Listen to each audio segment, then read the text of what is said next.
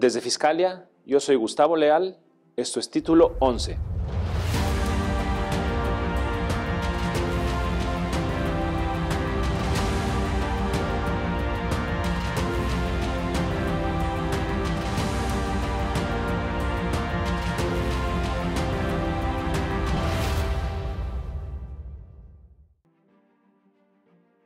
Imagina que para no pagar impuestos, una empresa se lleva sus utilidades a otro país en donde no está obligada al pago o donde los impuestos son muy bajos. Esta es una preocupación creciente del G20, quien ha pedido a la OCDE elaborar un plan para combatir estas prácticas. Este plan se denomina BEPS, siglas en inglés para erosión de la base y traslado de utilidades, y tiene como finalidad modificar el sistema tributario internacional mediante diversas acciones. Una de estas acciones es la elaboración de un instrumento multilateral que modifique los tratados tributarios bilaterales. En esta primera emisión de Título 11, desde las instalaciones del TEC de Monterrey, platicamos sobre el instrumento multilateral con Daniel Fuentes, quien nos visita desde Liechtenstein y quien tiene una amplia trayectoria en tratados internacionales. Daniel tiene estudios de maestría y doctorado en la Universidad de Viena, Austria, y trabajó para la autoridad fiscal del Principado de Liechtenstein en la negociación de tratados tributarios. Actualmente trabaja para una multinacional basada en Liechtenstein.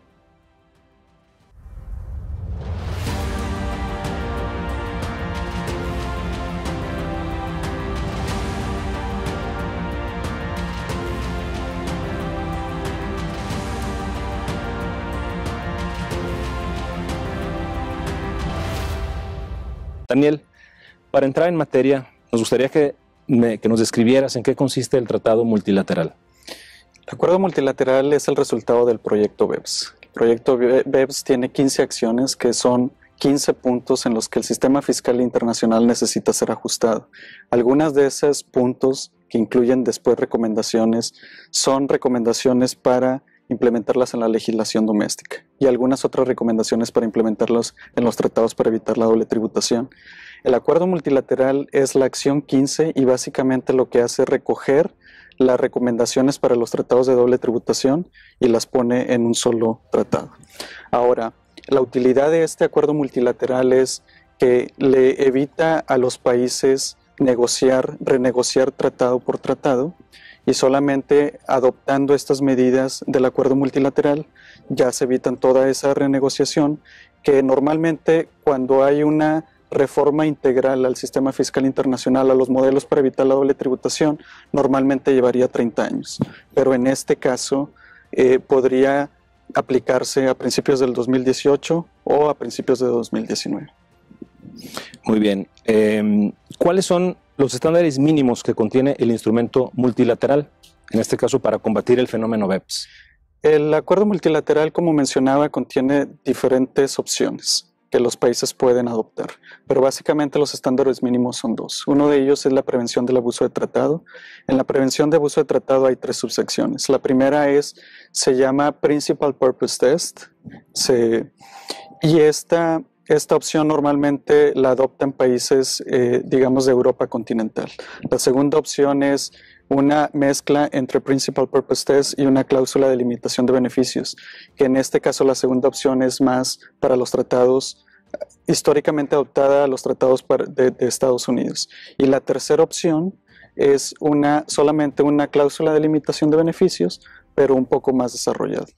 Y el segundo estándar mínimo es el mecanismo de resolución de controversia, que prácticamente es como un arbitraje. Cuando haya conflictos de doble tributación entre dos países, se escoge un comité para que este sea el que resuelve el problema de la doble tributación.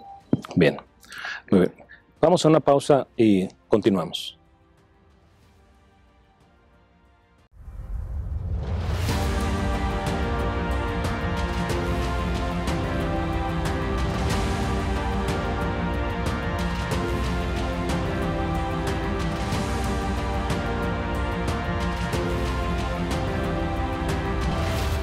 Bien, Daniel, de la firma del instrumento multilateral que se hizo el 7 de junio en París y que posteriormente se dieron a conocer las posiciones de cada país firmante, ¿cuáles son las opciones que México ha elegido? Principalmente México eligió el estándar mínimo de prevención de abuso de tratados. En este caso escogió la opción número 2, que es una combinación entre Principal Purpose Test y la cláusula de limitación de beneficios. ¿Por qué lo hace de esta manera México? Históricamente, México al negociar uno de sus primeros tratados con Estados Unidos, de alguna manera ya se tiene familiarizado. Incluso México ha incluido esta cláusula de limitación de beneficios con algunos otros países. Entonces, a raíz de eso, debido a la familiaridad que existe, México escogió esta forma de combatir el fenómeno BEPS a través de la prevención del abuso de tratados. Ok, muy bien. Ahora, ¿cómo crees que este instrumento evolucione o revolucione la práctica de impuestos, ya sea desde el punto de vista de las firmas de consultoría o desde los mismos departamentos de impuestos de las empresas o inclusive a nivel académico? En sí, yo creo que el proyecto BEPS ya es una revolución al sistema fiscal internacional que no se había visto en décadas, y todavía el acuerdo multilateral es todavía más revolucionario, porque si bien en otras materias del derecho internacional público ya existen convenciones o instrumentos multilaterales, en este caso el de impuestos sí es una materia única. Entonces, lo que yo creo es que los fiscalistas debemos de entender cómo funciona el derecho internacional público, sí, que no es un área precisamente de fiscal, de impuestos, para entender el mecanismo de cómo funciona. Y por otro lado, también debemos de entender los nuevos estándares del acuerdo multilateral. Entonces, básicamente tenemos que entender un estudio interdisciplinario entre el derecho internacional público y entre nuevos estándares para efectos de los tratados para evitar la doble tributación. Entonces, para la academia, para los fiscalistas, nosotros nos tenemos que enfocar a estudiar tratados de una manera tradicional, como normalmente existen, y ahora el nuevo estándar de lo que incluye el acuerdo multilateral. Bien, ahora, este tratado, este acuerdo multilateral o este instrumento multilateral no entra en vigor de inmediato, es decir, tiene un periodo posterior en el que iniciará vigencia. ¿Nos podrías comentar sobre este punto? Claro, hacía referencia a la firma que fue el 7 de junio del presente año en París, en Francia. Y bueno, esa fue la firma y se mostraron las posiciones de cada país, pero esto se tiene que someter al proceso de ratificación de cada país.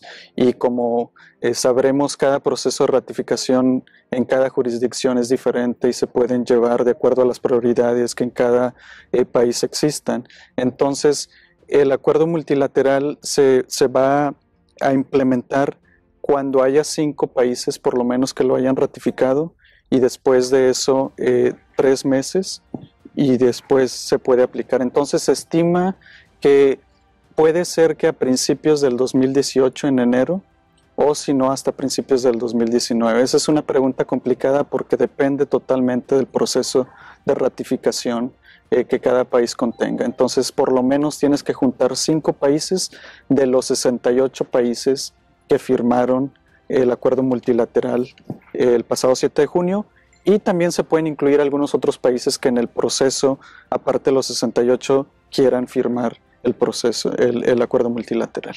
O sea, ¿y cuáles serían los mecanismos para enterarse, digamos, de que ya hay X número de países que se integraron, que lo firmaron, que lo ratificaron? ¿Cuáles serán los medios?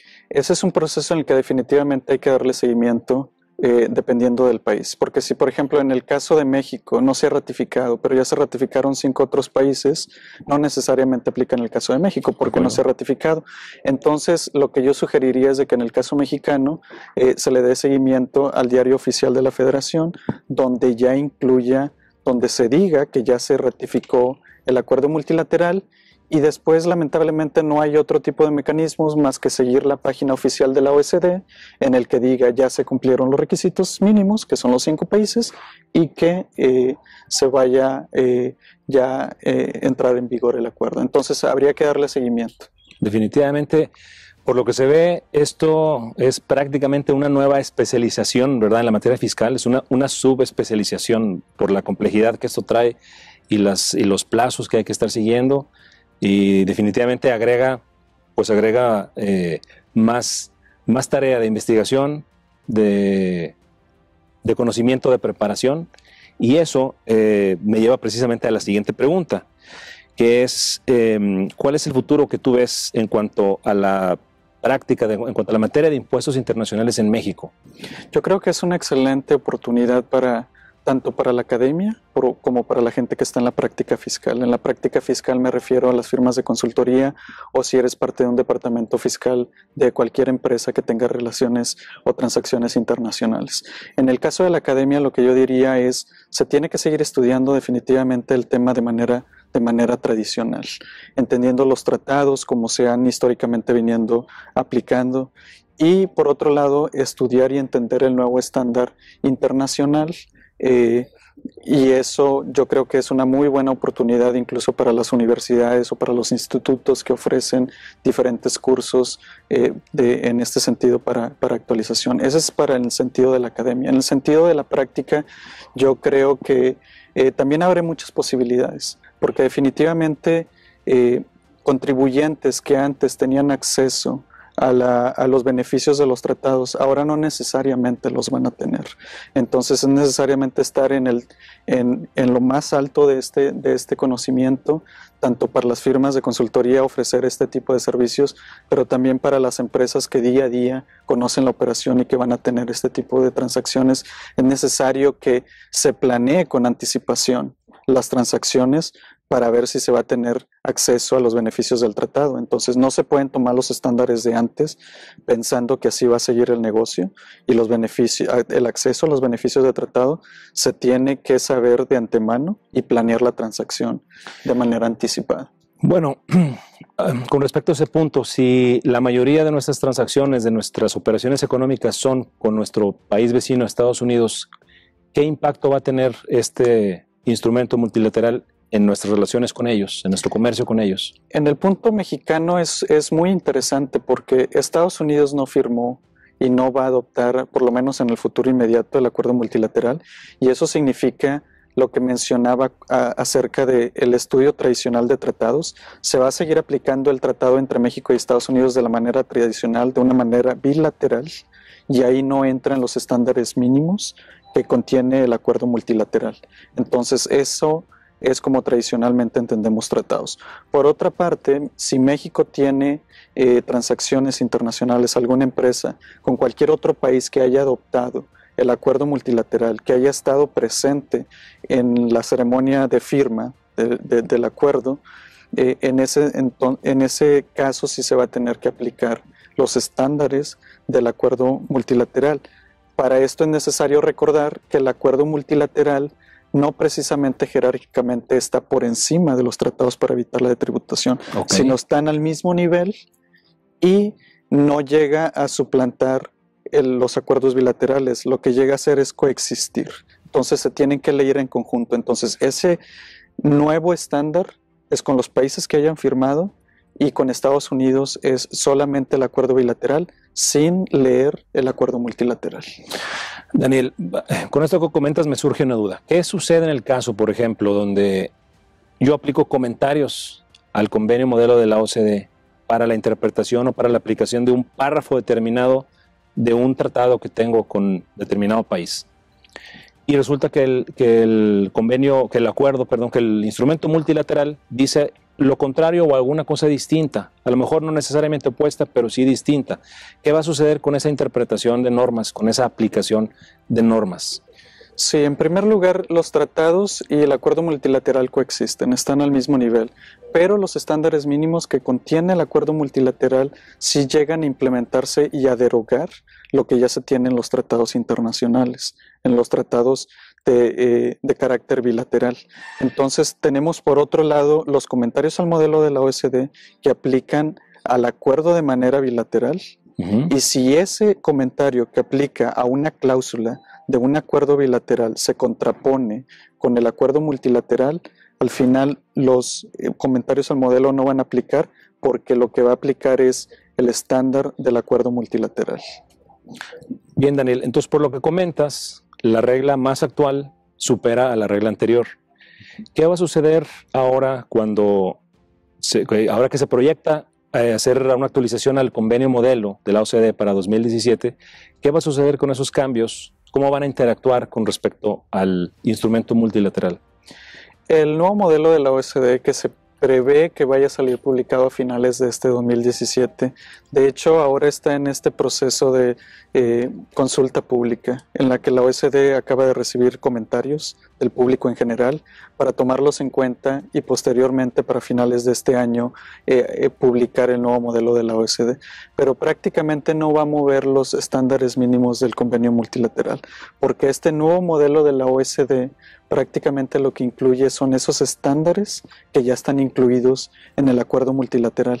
Entonces, lo que hizo la OCDE y estaba interesado es afectar la mayor cantidad de tratados bilaterales en un tiempo mínimo, y para eso sacó el acuerdo multilateral, pero ya es el punto de partida y de aquí para adelante la idea es que se apliquen esos estándares que están incluidos en el modelo de convenio de la OCDE que va a salir publicado a finales de este año y que a su vez ya están incluidos en el acuerdo multilateral. Entonces prácticamente va a ser un reflejo de la misma situación. O sea que podríamos confiar en que no va a haber una contraposición de disposiciones, vaya. Por lo menos a nivel de lo que la OCDE va a recomendar, no. La respuesta es no. Sin embargo, sabemos que cuando hay un modelo de convenio, ese es el punto de partida para empezar a renegociar tratados de carácter bilateral. En ese caso, los países sí pueden desviarse de lo que el modelo de la OCDE dice. Si eso sucede, que se desvían de los estándares mínimos, el acuerdo multilateral sigue aplicándose, a lo menos que el país elija sacar del acuerdo multilateral la inclusión de ese tratado específico bilateral. Si no lo hace, el acuerdo multilateral se irá aplicando. Gracias. Vamos a una pausa y volvemos para la parte final.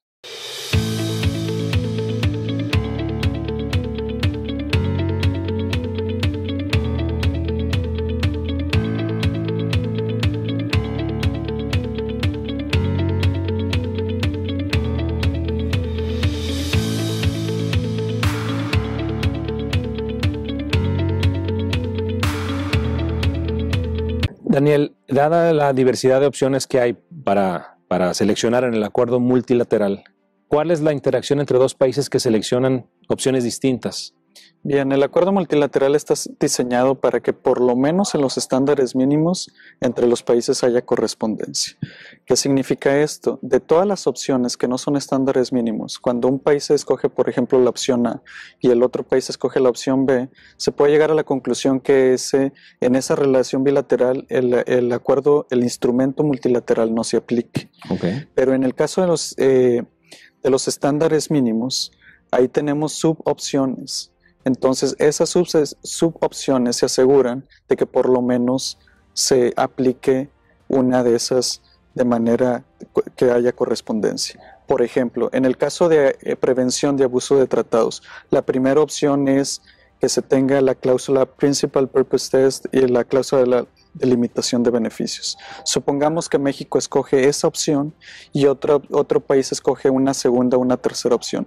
Si México no cede a ponerse de acuerdo que aplique la segunda o la tercera opción, México tiene la ventaja y el otro país estaría forzado a aplicar la primera opción y que sería Principal Purpose Test y la cláusula de limitación de beneficios. Entonces el convenio multilateral está diseñado por lo menos para que haya correspondencia en ese tipo de estándares mínimos. Muy bien, muy bien.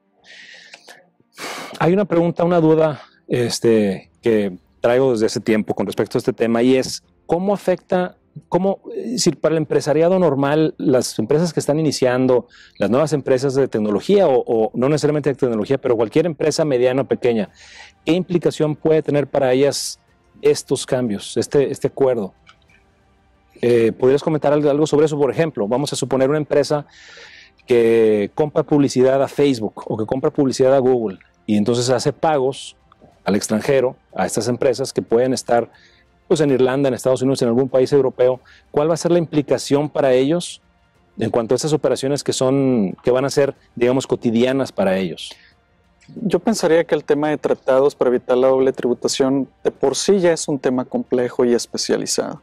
Y esto le ha agregado el acuerdo multilateral otra capa de complejidad, que entre los practicantes y la academia en todo el mundo nos estamos apenas familiarizando con el tema.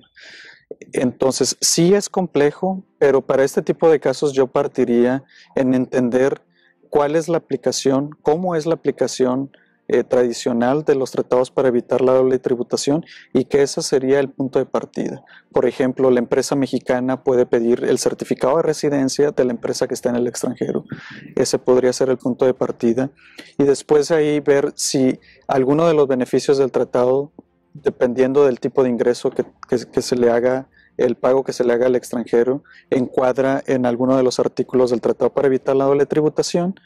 Ya cumpliendo esa manera tradicional de aplicar tratados, ya pasemos a una segunda capa, que es si esos beneficios aún tenemos acceso de acuerdo al instrumento multilateral. Pero repito, yo sí pensaría que es un tema que es un tanto especializado, pero de por sí ya los tratados para evitar la doble tributación ya tienen su complejidad. Exactamente, lo que comentábamos hace rato, que va a ser, ya es de hecho una especialidad o una subespecialidad dentro de la especialidad fiscal. Y fíjate que quiero aprovechar para comentar a todo nuestro auditorio que hay una herramienta que lanzó la OCDE, que es una base de datos de correspondencias del MLI. Esta base de datos está en versión beta, es decir, está en versión de pruebas, pero resulta muy interesante y muy útil porque cualquier usuario puede entrar a ella y consultar cuál es la relación que existe para cada tratado en específico, por ejemplo, el de México con Suecia, y ver cómo es que el nuevo instrumento multilateral afecta cada uno del articulado de ese convenio que tenemos con ese país, con ese o con cualquier otro. Y pues resulta una base de datos, una fuente de información muy importante. No sé si has tenido oportunidad de interactuar con ella, Daniel, y ¿cuál es tu opinión al respecto? Yo creo que es una manera muy interesante de empezar a hacer el ejercicio y de familiarizarse con el convenio o con el instrumento multilateral, porque ahí contiene todos los estándares mínimos y los otros estándares. Entonces prácticamente en una columna escoges a un país, en este caso México, y en tu ejemplo escogemos en el caso de Suecia. Y ahí te arroja todas las compatibilidades que se tengan en este tratado. Entonces, si no es estándar mínimo, esta misma base de datos, que es de prueba, como bien lo comentas, ya te arroja que en estándar mínimo no hay compatibilidad, en ese caso no se va a aplicar esa cláusula. Y en los estándares mínimos ya te da las opciones, si no hay compatibilidad, sí te menciona cuáles serían las soluciones. Entonces yo creo que es una excelente herramienta para empezar a familiarizarse y sobre todo ahora que, como lo comentamos anteriormente, el proceso de ratificación probablemente se va a llevar un buen tiempo. Entonces en este periodo de tiempo que no es todavía, que no está entrada en vigor, nos podemos empezar a familiarizar y creo que sí es muy importante y la OECD va a estar actualizando esta base de datos y se estima que a finales de este año probablemente se tenga la versión final de esta base de datos. Nos podemos familiarizar para que cuando el tratado, el instrumento multilateral ya empiece en efecto, inmediatamente ya sepamos cuáles son las consecuencias. Entonces yo sugeriría, por ejemplo, a la gente que está en la práctica de impuestos y que ve transacciones internacionales para estos empresarios que tienen este tipo de transacciones, que se pueden empezar a familiarizar y pueden empezar a escoger los países específicos con los que ya tienen transacciones internacionales. Exacto. El acceso a esa página lo pueden ver, está apareciendo en pantalla. Pueden entrar a ella y pues hacer las investigaciones, las combinaciones que les resulten interesantes y convenientes. Exacto. Daniel, pues no sé si hay algún otro punto que quisieras agregar. Solamente la necesidad de entender que el instrumento multilateral definitivamente viene a revolucionar el sistema fiscal internacional. Entonces entiendo que es un tema complejo, pero lo que comentamos anteriormente, ya la aplicación de tratados ya es un tema complejo, hay que familiarizarse y hay que hacerlo en este periodo de tiempo. porque una vez que haya este proceso de ratificación, inmediatamente va a ser su aplicación. Entonces yo pensaría que hay que prepararnos con anticipación. Exactamente. Daniel, pues muy agradecido por tu participación y espero, te voy a comprometer de una vez para que en tu próxima visita a México nos acompañes de nuevo y ver cómo ha evolucionado este tema, ver qué disposiciones, qué problemas ha habido y, como te digo, tiene las puertas abiertas para regresar aquí. Muchas gracias por la invitación. Gracias.